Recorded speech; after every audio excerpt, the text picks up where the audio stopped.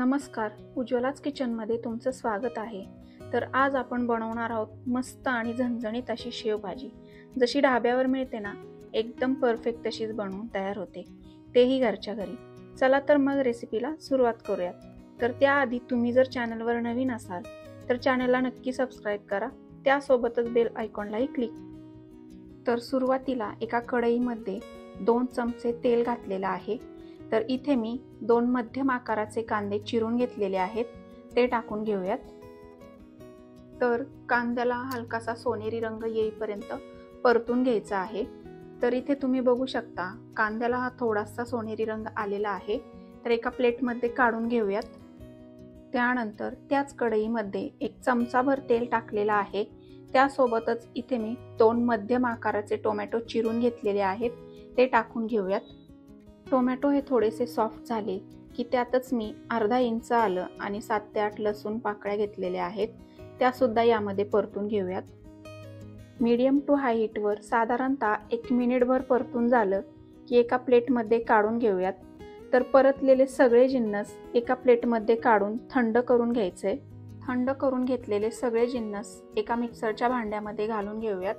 त्यानंतर गरजेपुरतं पाणी घालून याची एक फाईन पेस्ट बनवून घ्यायची आहे। तर इथे तुम्ही बघू शकता एकदम बारीक अशी पेस्ट बनवून तयार केलेली आहे। तर आता याला फोडणी करूयात। तर फोडणीसाठी एका कढईमध्ये 2 टेबलस्पून इतकं तेल घातलेलं आहे। शेवभाजी बनवतोय तर तेल थोडंसं जास्तच घातलेलं आहे, तुम्ही तुमच्या आवडीप्रमाणे जास्त किंवा कमी करू शकता। तेल छान असं तापलं की त्यामध्ये अर्धा चमचा मोहरी घालूयात। मोहरी छान तडतडली की आपण जे वाटण बनवलं होतं ना, ते यामध्ये घालून घेऊयात। मसाला छान असा परतला जावा यासाठी चवीपुरतं मीठ घातलेलं आहे। मीडियम टू हाय हीटवर मसाला छान तेल सुटेपर्यंत परतून घेऊयात। त्यानंतर इथे मी 1 चमचाभर कांदा लसूण मसाला घातलेला आहे, त्यासोबतच 1 चमचाभर लाल तिखट घालायचं आहे। तुम्ही तुमच्या आवडीप्रमाणे तिखटाचे प्रमाण कमी किंवा जास्त करू शकता। त्यानंतर अर्धा चमचा धणे पावडर, अर्धा चमचा जिरे पावडर आणि चिमूटभर हळद घातलेली आहे। तर पुन्हा एकदा सगळं काही मिक्स करून परतून घेऊयात। मीडियम टू हाय हीटवर मसाले साधारणतः 1 मिनिटभर परतून झाले की इथे मी अर्धा कप इतकं त्याच मसाल्यांचं पाणी घातलेलं आहे। पाणी घालून मसाले छान परतून झाले की इथे तुम्ही बघू शकता मसाल्यांना तेल सुटायला सुरुवात झालेली आहे, याचाच अर्थ मसाले छान परतले गेलेले आहेत। तर या स्टेपला कडकडीत असं गरम पाणी घालायचंय।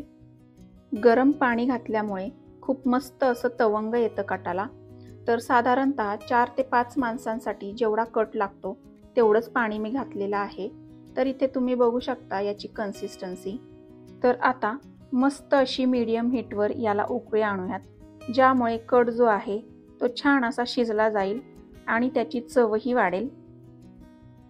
तर इथे तुम्ही बघू शकता खूप मस्त अशी तर्री किंवा तवंग आलेला आहे आपल्या कटाला। तुम्ही लगेच शेव ॲड करू शकता किंवा सर्विंगच्या वेळेला सुद्धा शेव ॲड करू शकता। बारीक चिरलेली कोथिंबीर घालून गॅस हा बंद करायचा आहे। तर तयार आहे इथे आपली शेवभाजी। तुम्ही ही शेवभाजी चपातीसोबत किंवा भाकरीसोबत सुद्धा खाऊ शकता। भाकरीसोबत तर खूप छान लागते याची चव, तुम्ही सुद्धा नक्की बनवून पहा। तर तुम्हाला ही रेसिपी कशी वाटली हे कमेंट करून नक्की सांगा। तर पुन्हा भेटूया अशाच नवनवीन रेसिपीज सहित। तोपर्यंत उज्ज्वलाच किचनला लाईक करा, शेअर करा आणि सबस्क्राईब करा।